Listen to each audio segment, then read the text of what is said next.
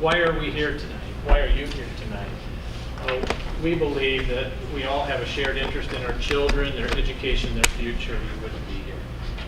We desire a vibrant, child-friendly community, family-friendly community. We are organizing tonight as citizens interested in transforming education so that we can create a positive future for every child in our community. And as such, transformation, which is the creation of something new and better, occurs through choice, not through mandate.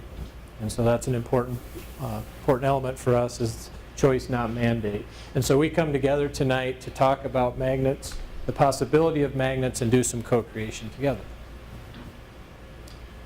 This is going to be high participation, high engagement. You could probably tell that by the big sheets of paper and markers on your desk.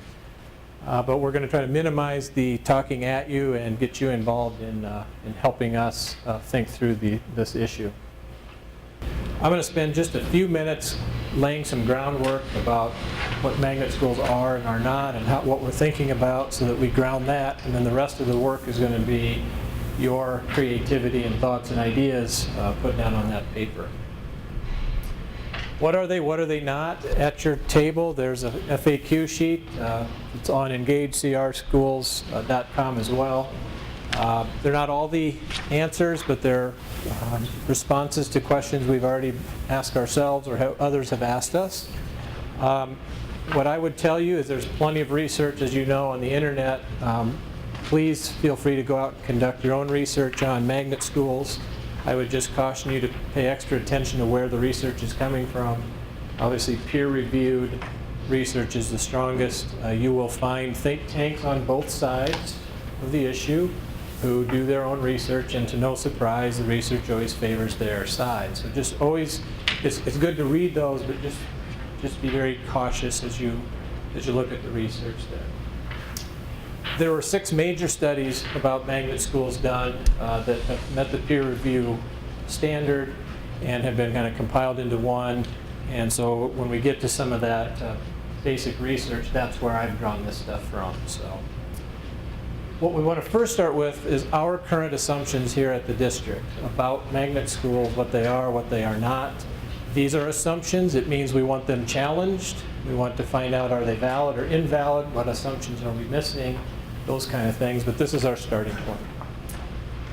First is parent and student choice is an important element to successful school experience. The research is pretty clear. The more choice people have in their careers and where they learn, who they work with, the better the results are.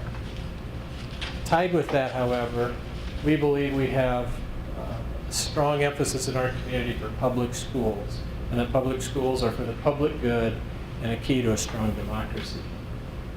And our community values these tenets. And so our assumption is that's our grounding work. How do we offer choice inside that strong framework? Another assumption we have is that magnet schools offer one possibility. A possibility, not the possibility. We don't know that this is the answer. We know it's not the answer. It could be a answer, an answer. For bringing some choice to our kids, and for strengthening our community and our schools. The community support for and the magnet schools theme must connect to the community's values, or it won't fly. They're critical for that performance, so the community must decide, A, magnet's something we want to pursue, and B, what themes fit best with our community's identity and where we're at. Magnet schools offer the community the greatest potential for results of all the choice options available or promoted. The research on those 6 studies I was sharing with you are starting to show that magnet schools, above all other choices, charters, vouchers, private parochial schools, magnets outperform all of those in math, social studies, and evidence is starting to show literacy as well.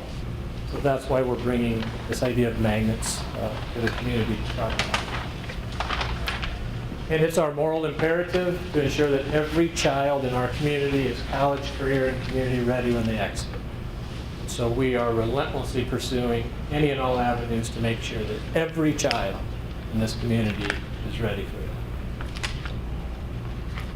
finally, collectively, we believe that this community possesses the knowledge, skills, and abilities to create the learning environments and the opportunities we want for our kids and our community. The experts are here, they're in this room, they're in this community.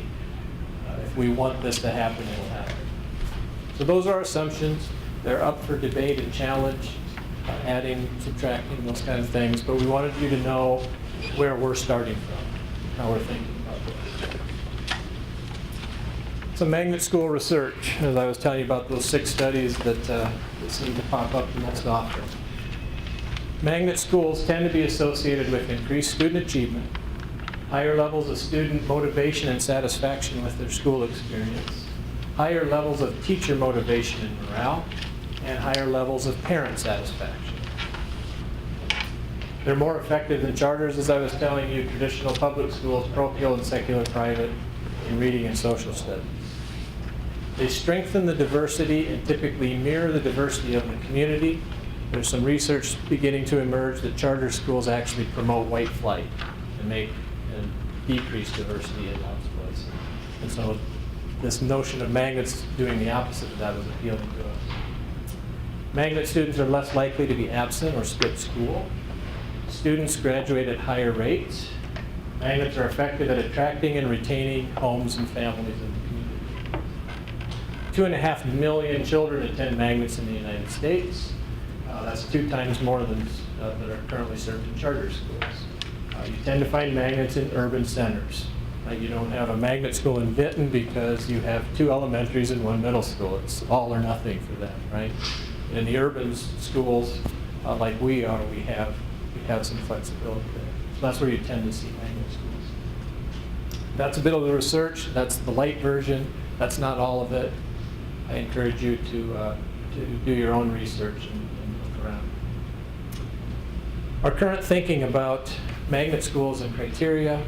There's lots of magnet schools. We can use lots of examples if we want, but at the end of the day, we can make magnet schools what we want them to be for our community. We believe at this point that that theme has to reflect the values and identity of the community. If it doesn't, it's not going to have the support that it needs from the community. If we must employ a lottery process, it must be done in a way that's completely transparent, fair, and equitable. Right? Because, and how we're, well, we'll get to the neighborhood part in a minute. The magnets must be in relative proximity to the work of the community. So for example, if we said, hey, a medical sciences STEM magnet would be awesome, we want that school in close proximity to the colleges that are heavily involved in the nursing and our 2 regional hospitals in that. You don't want it miles away from that. It has to be somewhat in proximity as best possible. Teachers and staff should have a voice and a choice, just like the parents and children, as to whether they want to teach in a magnet, and they need to be honored for either choice they make. Right? This isn't a case where everybody but teachers get to choose, right? This has to be a full-on choice for everybody that plays in the school. The community, in addition to our district, needs to make a commitment to support and maximize the impact of the magnets. We haven't pushed the pencil on it, but we know the startup costs of the magnet are fairly substantial. We wouldn't be able to cover it as a district ourselves, so we're going to need the community's help in the startup side. Once it's in operation, all indications are that we could manage it through our traditional funding mechanisms. That said, magnets must not bleed resources from our other grade schools.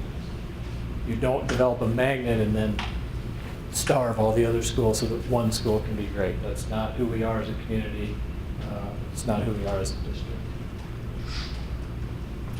And then finally, the identified school must have physical space to accommodate the kids, the extra kids. So how we're thinking about this at this point is this community values neighborhood schools. We would retain neighborhood schools and make one of the neighborhood schools a magnet. And any additional space left after the children in that neighborhood chose to go to the school, they would get first choice. Any open spots, then parents could enroll their children in. And if we had more parents wanting their children in that school than we could accommodate, then we have choices to make. We do a lottery system. how do we address that issue? We prefer starting at the elementary just simply because the size of an elementary makes it a little more manageable in terms of making sure we get the staff who want to be there, get them trained up and so forth. That said, we're open to the other two levels if our community decides that's where they want to be.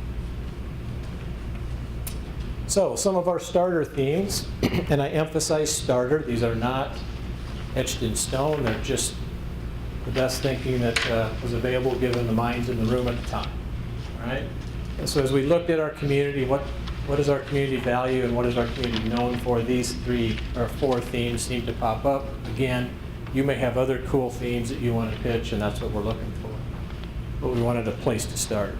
A medical sciences STEM, again, I already mentioned we have 2 great regional hospitals. We have Kirkwood College here and Mount Mercy, who have outstanding nursing programs. Coe College has a strong science department. It's kind of part of who we are. A visual and performance arts, we have Johnson School of the Arts already. It's been a long-standing part of our community. We have a strong arts and culture community. That seemed to make sense. A museum history school. Per capita, we have a large number of museums and lots of history in this area and lots of interest in that. That seemed to make some sense. And finally, in the last several years, we've become known as the Creative Corridor, a place where if you want to be an entrepreneur in Iowa, you come to the corridor, you come to Cedar Rapids. And so a theme around that may play out. Again, just starter ideas, take them or leave them, add to them, what you want. Finally, last piece, and I'm going to turn you loose. Here are some inaccurate assumptions and rumors that we've already heard when we pitched this. One is the board has already decided it's doing magnets and which ones they'll support. Absolutely false. The board and Dr. Benson just instructed us to engage the community in a conversation, and let's just see what the community is thinking about. We can't afford to offer magnets as a choice to our community. We've closed buildings, we've done this and that, we can't pass a PEPL, blah, blah, blah.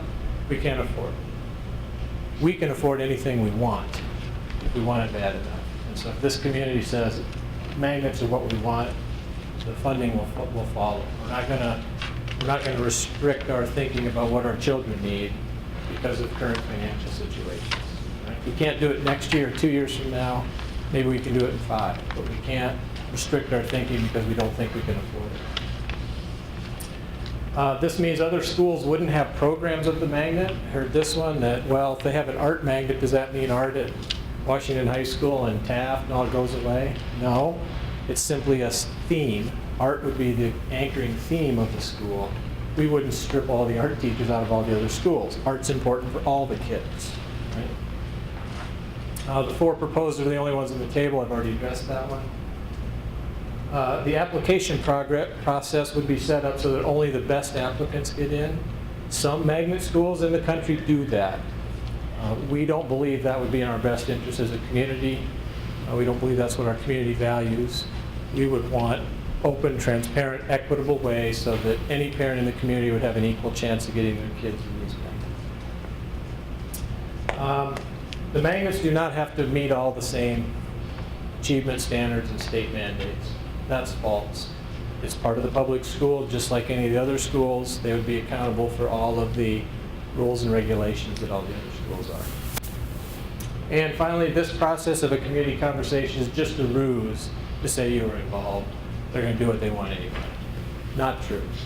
We're going to take all these ideas, that's why they're written on paper, we're going to keep them, we're going to assemble them, we're going to keep this conversation going as long as we need to make the determination that it's a go or a no-go. And then we're going to present to the board and let them make that move. So those are some of them that we've heard. I haven't heard any really crazy, bizarre ones, but I'm sure they're waiting for later. Okay, so now it's time for you to engage your brains around this idea. With your table of folks here, I know it says 6, don't worry about that. I'm going to give you 45 minutes here to draw and talk, diagram, and write. You have markers. There's more than enough for each of you. I would suggest putting one in your hand. You have a sheet of paper in front of you. This is not first grade where you have to draw on the lines, make a mess of your paper, get your ideas splashed out on there.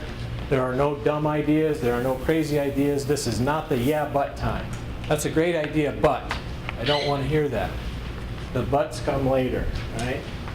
We'll give you an opportunity later to go, here's my concerns, here's barriers I see. That's not what this part is. This part is what's possible. What can we imagine for our community and our kids around this idea of a magnet school, a place where parents and kids have some choice. So your 4 questions that you can mess with in any order you choose. What sorts of experiences and learning environments must we create for our children? Make them 21st century ready. What possibilities stand in front of us when we're doing this kind of magnet work? How would you design a magnet? If we said, you're in charge of designing the magnet, what would it look like? How would teachers interact? How would kids interact? What kind of themes would there be? Where would this take place? What kind of things would you see kids doing in the community? How would the community be engaged? All those kinds of questions. And finally, then, what themes would you like to see? But I'm really looking for lots of ink on these papers. Ideas and thoughts, and drawings, diagrams, whatever strikes your fancy. Do not assign a recorder. You're all recorders. Grab a marker, go to work. Yeah. I mean, what percentage of teachers in high school, Cedar Rapids high schools now, actually have PhDs? Because when I went, Very. all of my teachers were doctors. Very. All of my teachers were doctors. Because I can't draw. And so the question becomes, it has to be staff motivated. That's a When I just want to get the kids out of pocket, it doesn't matter what. We can start talking about the news. I just saying, you know, we're only going to take, say, 5% kids from outside of the neighborhood district that this school happens to be in the first year and see how it goes. What does that mean? Sorry. No child left behind. A lot of great stuff, but it's not systemic. They're outside.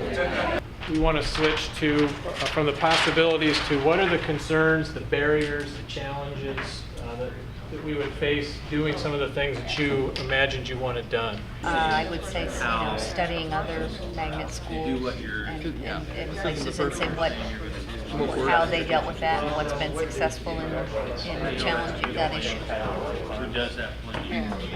Inclusion, absolutely. Creativity is what we kept saying. And action. Scores versus intellect. Okay. So we've had So my concern is, what does the school district do? What is it going to tell them to do? Right. So what are we going to do? What are we going to do? Because So there it's What is it to solve this? What is What's it the going to solve solution it to though? that? What's the solution to the magnet school not being just a band-aid? Put workload down. Looking at systemic change, looking Yes. at systemic change. And what Going does to that the mean? leadership and the board and demanding. Demanding what? That's my question. What?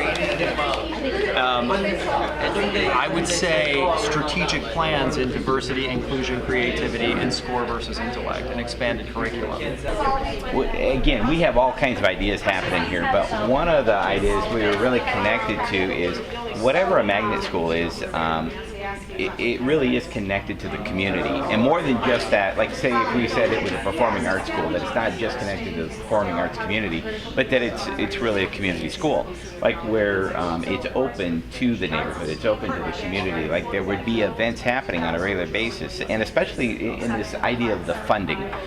If we're partnering, and one of the ideas we've been working on, I work with a project through the University of Iowa where it's this idea of STEM entrepreneurship, where an idea there too is let's not just take kids that are involved in science and kids that are in business and keep them separate. Why don't we get these kids working together? Why don't we get the staff members working together in a building? And that's really what this is all about, what we're talking about. Why don't we have more teachers across curriculum talking to each other about like how do all these ideas ferment together? And so we're at Metro High School where I'm teaching, we're involved in real projects the kids who are involved in advanced manufacturing that we're doing, actually creating products that are actually for sale, and it's generating revenue. And so out of that, the kids are involved in all kinds of processes from math, language arts, science, history, design. It runs the gamut through the building. So, you know, we have 100, 200 kids that are all connected to the project and the product that we're producing. So basically what we're showing here, these are all of our ideas, our themes, possible themes for magnet schools.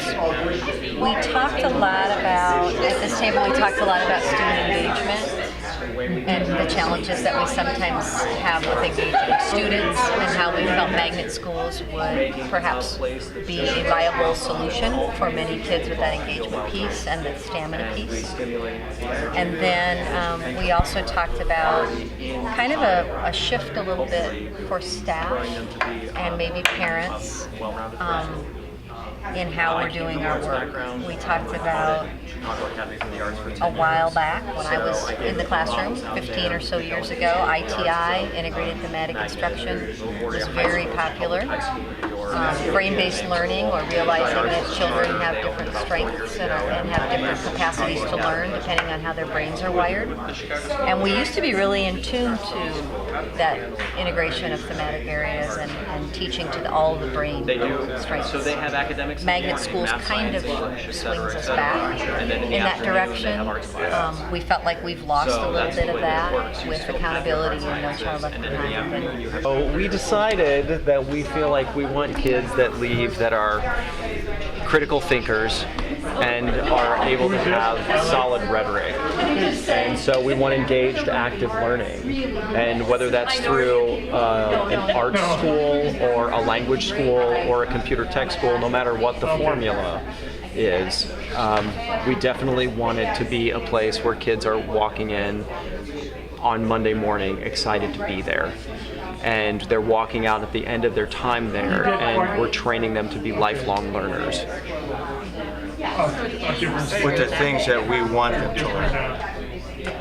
Because they're learning it all the time. We're going to focus them on the things that we think are important through what they believe is good stuff. I think what our group talked about was not test-based, bubble-filling intellect, but real, true rhetoric and formulating their ideas and being able to discuss them. Where it's, don't force them to like teach to the test. It's kind of the typical thing you hear now, but where learn how to learn and come up with the answer yourself, or come up with a way to find the answer yourself instead of, oh, I just memorized this list of things and then I regurgitate it later and that means that I know it. Where you actually are immersed and you experience it, and then you gain personal knowledge and you can share that with others and their personal views of what they learned, instead of just everyone knows the right answer and they win. Agreed. Some of the things we talked about is that there should be some options, and that there could be a theme in an elementary and a family or student wants to continue that same theme in middle school and high school, so follow it all the way through. Yeah. Or some families may want to have a different theme in middle, and then again a different theme in high school. That's an interesting idea.